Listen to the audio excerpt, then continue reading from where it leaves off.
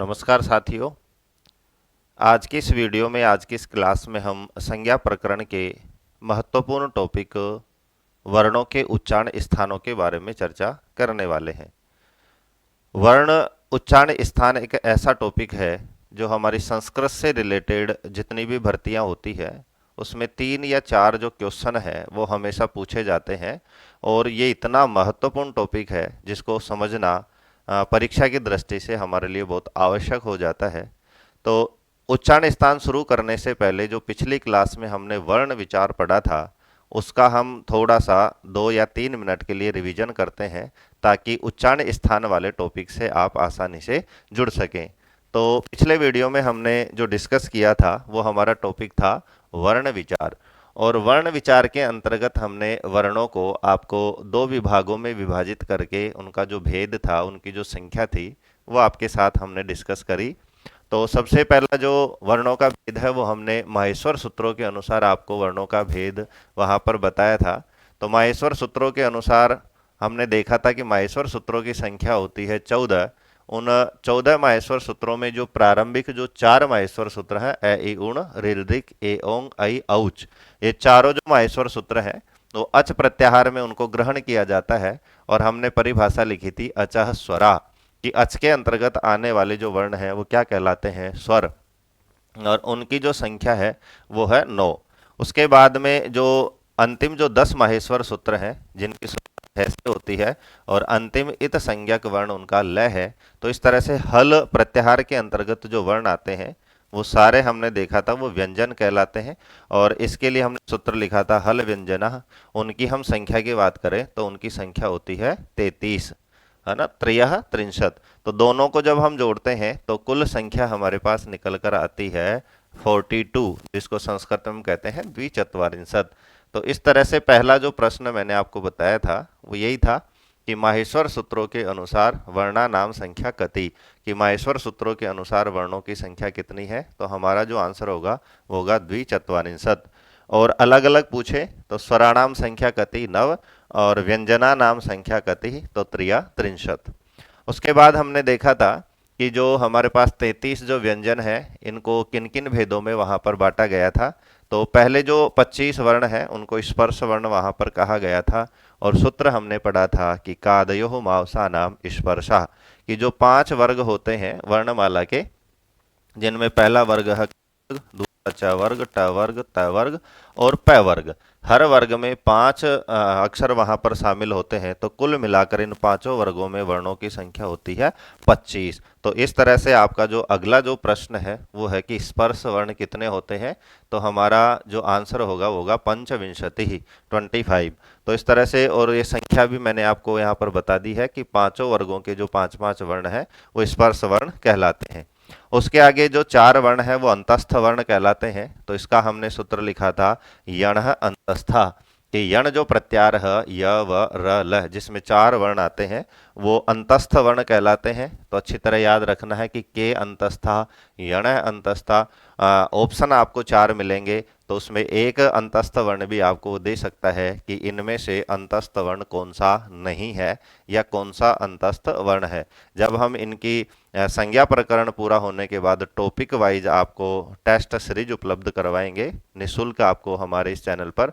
तो वहाँ पर इन सारे प्रश्नों को हम टेस्ट सीरीज में शामिल करते हुए अभ्यास करेंगे कि कौन सा प्रश्न किस तरह से आपका बन सकता है। उसके बाद हम देखते हैं कि जो शेष जो 4 वर्ण बचते हैं 33 वर्णों में, उन 4 वर्णों को ऊष्म वर्ण कहा जाता है। और ऊष्म वर्ण में कौन कौन से वर्ण आते हैं, तो सल प्रत्याहार के अंतर्गत जो 4 वर्ण आते हैं वो हमारे ऊष्म वर्ण कहलाते हैं। तो पिछला वीडियो जो था उसको शॉर्ट में सारा मैटर मैं पुनः आपको इस वीडियो में उपलब्ध करवा रहा हूँ। तो इस तरह से त्रयः त्रिंशत जो 33 जो वर्ण है उनको 3 भागों में बांटा गया है।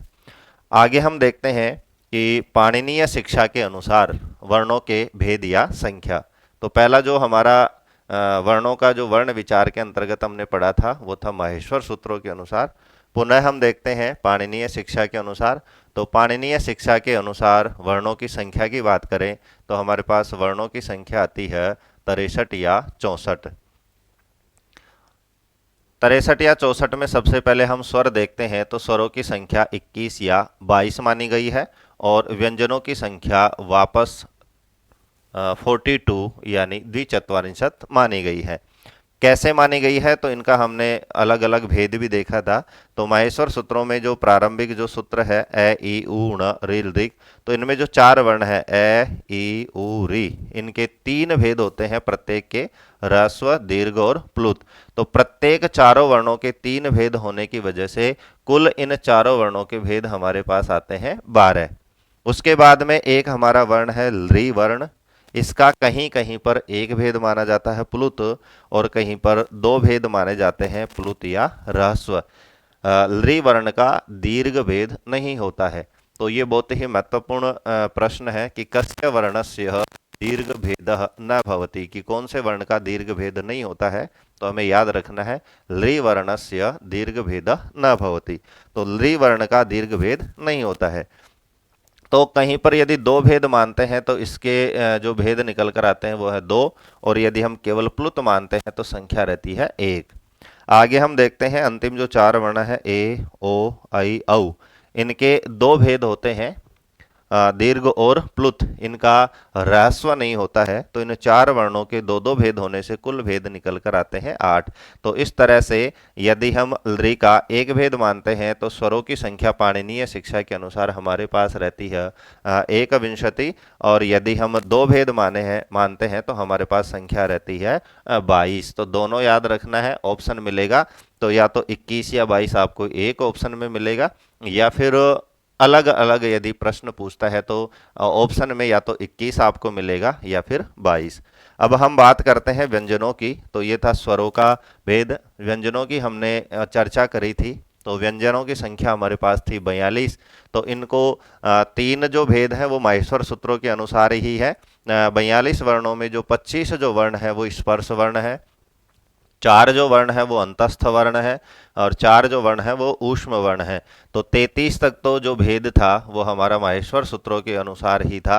आगे जो बचे हुए हैं वो है 4 जो वर्ण है वो यम कहलाते हैं। जो हमने पढ़ा था कि यम क्या होते हैं, तो वर्ग का पहला, दूसरा, तीसरा, चौथा यदि 2 बार आ रहा हो और उसके बाद में वर्ग का 5वां अक्षर आ रहा हो, वहां पर हमने 2 सूत्र वहां पर बताए थे, घ्नन्ति।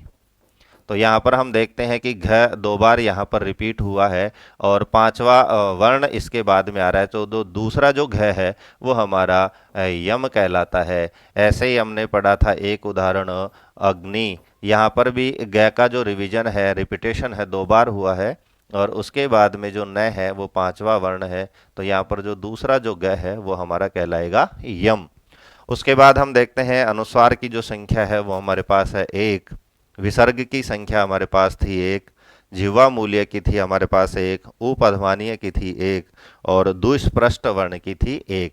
तो इस तरह से इन सबको जब हम योग करते हैं तो हमारे पास संख्या निकल कर आती है 42। 33 और 4 37, 38, 39, 40, 41 और 42। तो इन सब के बारे में पुनः मैं जो रिवीजन का जो हमारा कारण है वो आपका टाइम वेस्ट करना नहीं है, बल्कि आज का जो हमारा टॉपिक है उच्चारण स्थान, उसको रिवीजन के साथ जोड़ने के लिए इनका हम रिवीजन कर रहे हैं।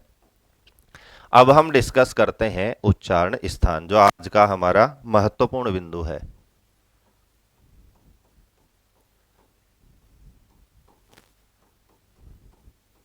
तो सबसे पहले जो सूत्र दिए गए हैं उन सूत्रों पर हम चर्चा करते हैं। तो 11 सूत्र व्याकरण में बताए गए हैं उच्चारण स्थान से संबंधित। पहला जो सूत्र है वो है अकुह विसर्जनीयानाम कंठः। दूसरा है इचुयसानाम तालु। तीसरा है ऋटुरसाणाम मूर्धा। चौथा है ऋतु लसानाम दंतः। पांचवा है उपध्मानीयानाम् ओष्ठौ।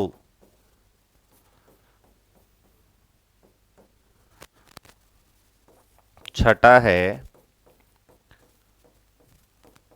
यमगणानां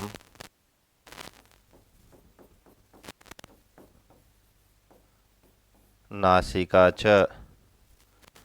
सातवां है एदैतोः कंठतालु। आठवां है ओदौतोः कंठोष्ठम। नवा है वकारस्य दंतोष्ठम। दसवां है जिह्वा मूल्यस्य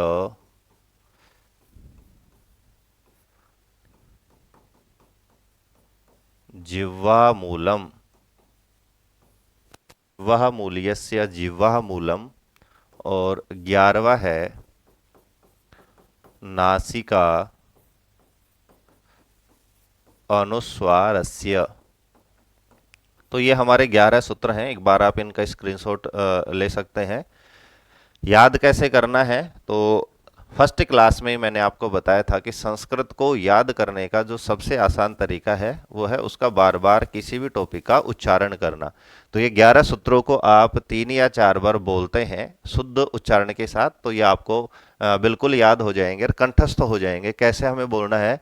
अकुह विसर्जनीयानाम कंठः, इचुयसानाम तालुः, ऋतुरसानाम मूर्धा, ऋतुलसानाम दन्तः, उपध्मानीयानाम ओष्ठौ, यमगणनानां नासिका च। एदौ तो कंठ तालु, ओदौ तो कंठोष्ठम, वकारस्य दंतोष्ठम, जिह्वा मूल्यस्य जिह्वामूलम और नासिका अनुस्वारस्य। तो हमें याद रखना सूत्र कितने हैं? 11।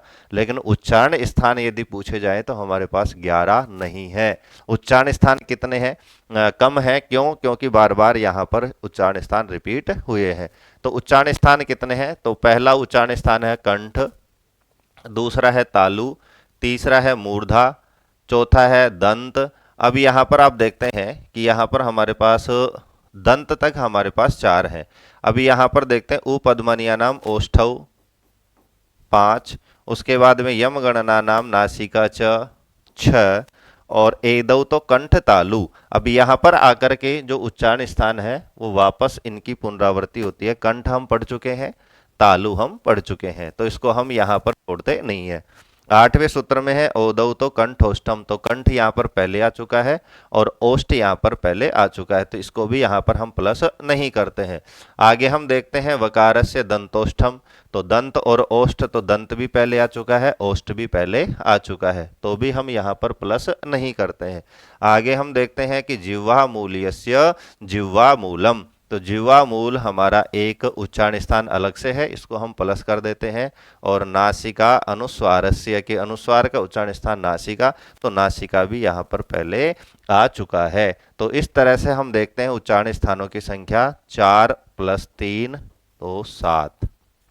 तो साथियों, उच्चारण स्थानों की संख्या हमारे से यदि परीक्षा में पूछी जाती है कि उच्चारण स्थान कितने होते हैं, तो हमारा जो आंसर होगा वो होगा 7, यानी सप्त। सप्त उच्चारण स्थानानि, उच्चारण स्थान होते हैं 7। सूत्रों की बात करें तो सूत्र हमारे पास आते हैं 11। अब पढ़ने की जो बात है, सबसे पहले इनको हमें याद करना है। अब एक एक सूत्र का हम व्याख्या के साथ विश्लेषण करते हैं कि कौन से सूत्र में कौन कौन से वर्ण शामिल किए गए हैं। तो सबसे पहले हम देखते हैं कि हमारा जो पहला सूत्र था अकुह विसर्जनीयानाम कंठः। तो इसमें हम देखते हैं कि कंठ जो उच्चारण स्थान है वो कौन कौन से वर्णों का है। तो यहां पर सबसे पहले है अ, इसीलिए मैंने वीडियो की शुरुआत में माहेश्वर सूत्रों के अनुसार और पाणिनीय शिक्षा के अनुसार वर्णों को पहले बताया, ताकि आज के इस वीडियो में हम जुड़ सके।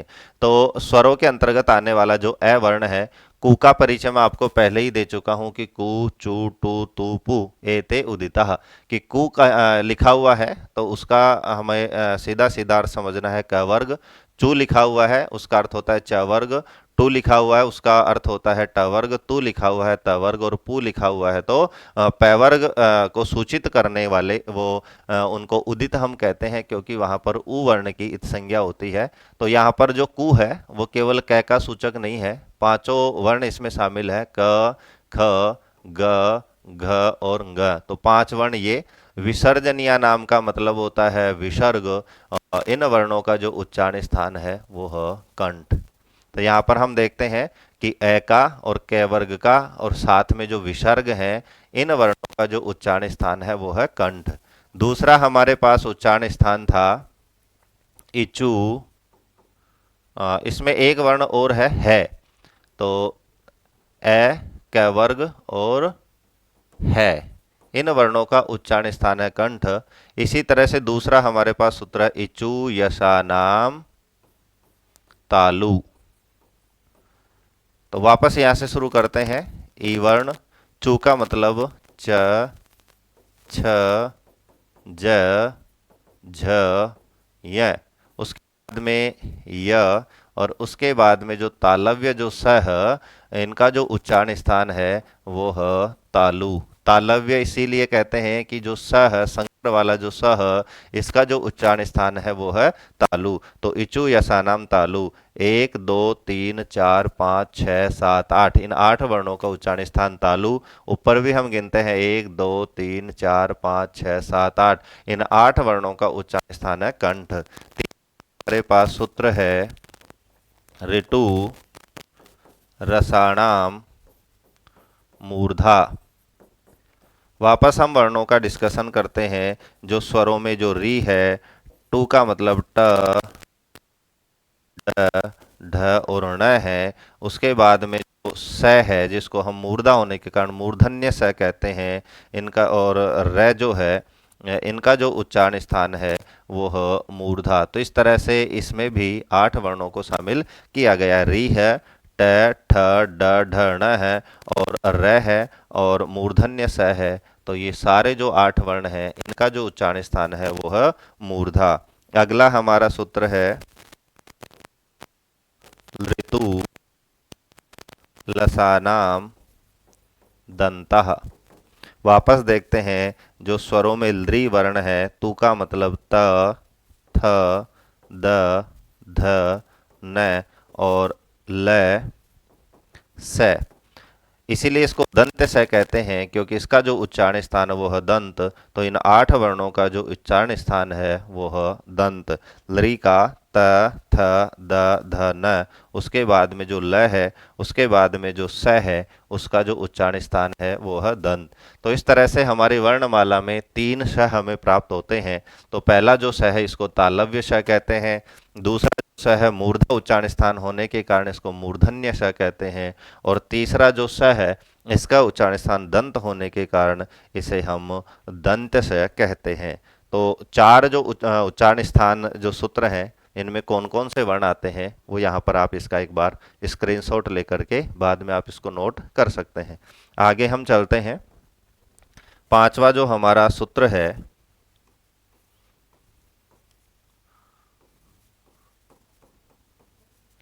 उपद्मानीयानाम औष्ठौ। यहाँ तक इन वर्णों का जो उच्चारण स्थान है वो एक एक ही है। तो यहाँ पर हम देखते हैं, स्वरों में बात करें तो ऊ, यहाँ पर पू में पहले तो पू था, और ऊ पद्मानीया, ऊ पद्मानीय, तो यहाँ पर छोटा ऊ दोनों मिलकर के, और यहाँ पर दीर्घ संधि होने के बाद में बड़ा ऊ हमें प्राप्त होता है। तो सबसे पहले जो पू है, इसमें प है, फ है, ब, भ और मैं। तो प फ ब भ म। उसके बाद में जो उपध्मानीय वर्ण हमने वहां पर पढ़े थे कि उपध्मानीय का मतलब प और फ के पहले जो आधा जो विसर्ग होता है उन्हें हम उपध्मानीय वर्ण कहते हैं। इन वर्णों का जो उच्चारण स्थान है वो होता है ओष्ठ, दोनों ओष्ठ, इसीलिए यहाँ पर द्विवचन का प्रयोग किया गया है। ओष्ठौ, ओष्ठ है ओष्ठौ, तो यहाँ पर दोनों होठ इनके उच्चारण स्थान है। तो यहाँ पर आपको एक एक वर्ण को अच्छी तरह से याद रखना है कि कौन से वर्ण का उच्चारण स्थान क्या है। उ, प, फ, ब, भ, मैं। उसके बाद में जो उपध्मानीय वर्ण है प और फ के पहले अर्ध विसर्ग, उनका जो उच्चारण स्थान है वो है ओष्ठ। छठा हमारा जो सूत्र है य म ग ण न, तो यम गणना नाम नासिका च, बहुत ही इंटरेस्टिंग सूत्र है। इसमें एक जो च वर्ण है, यहाँ से एक बहुत महत्वपूर्ण प्रश्न बनता है, वो हम देखते हैं कि ये च यहाँ पर प्रयोग क्यों किया गया है। तो यहाँ पर वर्णों की संख्या देखते हैं, तो जो हर वर्ग का पंचम वर्ण है य म ङ ण और न, इन पांचों वर्णों का जो उच्चारण स्थान है वो है नासिका। तो पांच जो वर्ग हैं, क वर्ग का पांचवा अक्षर है ग, च वर्ग का पांचवा अक्षर है य, ट वर्ग का पांचवा जो अक्षर है वो है न, त वर्ग का पांचवा अक्षर है न और प वर्ग का पांचवा अक्षर है मैं। तो इन पांचों वर्णों का जो उच्चारण स्थान है नासिका।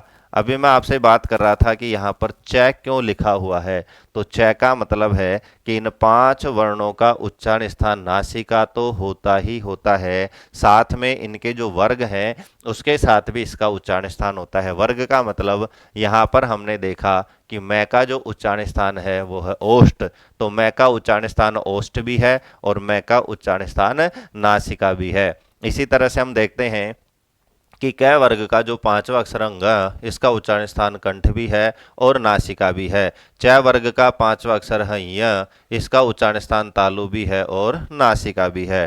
ट वर्ग का पांचवा अक्षर है ण, इसका उच्चारण स्थान मूर्धा भी है और नासिका भी है।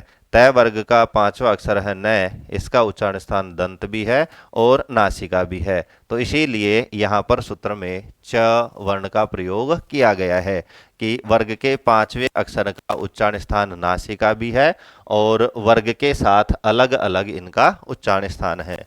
सातवां हमारा सूत्र है एदौ तो कंठ तालु। यहाँ पर दो वर्ण हैं,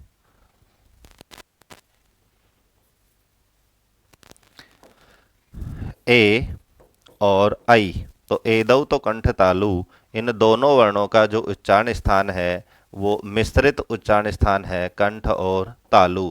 इन वर्णों को बोलने के लिए दो उच्चारण स्थानों का प्रयोग किया जाता है, कंठ और तालु। इसके पीछे जो लॉजिक है बहुत ही साइंटिफिक लॉजिक है, क्योंकि हम एक ही बात करें तो जब संधि पढ़ेंगे तो अ और ई के मिलने से हमारे पास जो वर्ण आता है वो आता है ए, और ए का उच्चारण स्थान हम देखें तो कंठ होता है, अकुह विसर्जनीय नाम कंठ, और ई का उच्चारण स्थान हम देखें तो इचु यथा नाम तालु। तो बहुत ही लॉजिक है उच्चारण स्थान।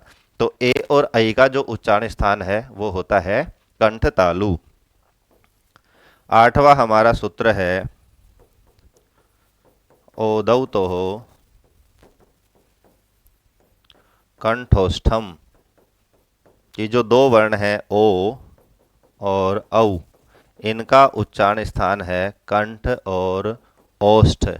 लॉजिक वही है कि जैसे हम देखते हैं कि अ और उ को मिलाने से हमारे पास जो वर्ण आता है वो आता है ओ। तो यहाँ पर हम देखते हैं कि ए का उच्चारण स्थान है कंठ और उ का उच्चारण स्थान है ओष्ठ, जब दोनों को मिलाते हैं तो उच्चारण स्थान आता है कंठोष्ठ। तो इस तरह से आठ जो उच्चारण स्थान है उनकी हम व्याख्यात्मक जो चर्चा है वो हम कर चुके हैं। नवा हमारा जो सूत्र है ओदौ तो कंठ तालु वकारस्य दंतोष्ठम, कि जो वह वर्ण हमारा वर्णमाला में बचा हुआ है इसका जो उच्चारण स्थान है वो दंत और ओष्ठ, इसका जो लॉजिक है वो हम प्रयत्न जब पढ़ेंगे उसके साथ इसका लॉजिक देखते हैं कि इसका जो उच्चारण स्थान है वो दंत और ओष्ठ क्यों है। उसके बाद में 10वां हमारा सूत्र है कि जिह्वा मूल्यस्य, हर सूत्र में षष्ठी का प्रयोग किया गया है। एक वर्ण है तो षष्ठी एक वचन का प्रयोग किया गया है, और बहुत सारे वर्ण है तो षष्ठी का बहुवचन, जैसे अकुह विसर्जनीयानाम तो षष्ठी का बहुवचन है। यहाँ पर हम देखते हैं जिह्वा मूल्य से, तो एक ही वर्ण है इसलिए यहाँ पर एक वचन का प्रयोग किया गया है कि जिह्वा मूल्यस्य जिह्वा मूलम, कि जिह्वा मूलीय वर्ण का जो उच्चारण स्थान है वो है जिह्वा मूल। जिह्वा का जो मूल यानी जो जड़ है वो इसका उच्चारण स्थान है। और अंतिम सूत्र है नासिका अनुस्वारस्य, कि जो नासिका जो है वो किसका उच्चारण स्थान है, अनुस्वार का। तो हम देखते हैं कि नासिका किस किस वर्ण का उच्चारण स्थान है, तो य म गण न, ये तो 5 थे ही, साथ में अनुस्वार का उच्चारण स्थान भी क्या है, नासिका। तो ये तो हो गई सूत्रों की व्याख्यात्मक चर्चा। अब हम देखते हैं कि इससे जो बनने वाले जो प्रश्न है वो क्या क्या है। तो वापस हम 11 जो माहेश्वर उच्चारण स्थान हम लिखे थे वहां पर चलते हैं। तो यहाँ से क्या क्या प्रश्न बनता है, तो यहाँ से प्रश्न बनता है कि ऐसे वर्ण बताओ जिनके उच्चारण स्थान 2 हैं। तो ऐसे उच्चारण स्थान वाले वर्ण कितने हैं। तो यहाँ पर हम देखते हैं कि जो नासिका है, जो किस किस का उच्चारण स्थान है, तो यम गणना नाम नासिका च। यहाँ पर हम देखते हैं कि 2 उच्चारण स्थान किस किस के हैं। तो यहाँ से हम शुरू करते हैं कि पहला जो वर्ण है जिसके उच्चारण स्थान 2 हैं, सबसे पहले तो 1 2 3 4 5, हर वर्ग का जो 5वां अक्षर है इसके उच्चारण स्थान है 2।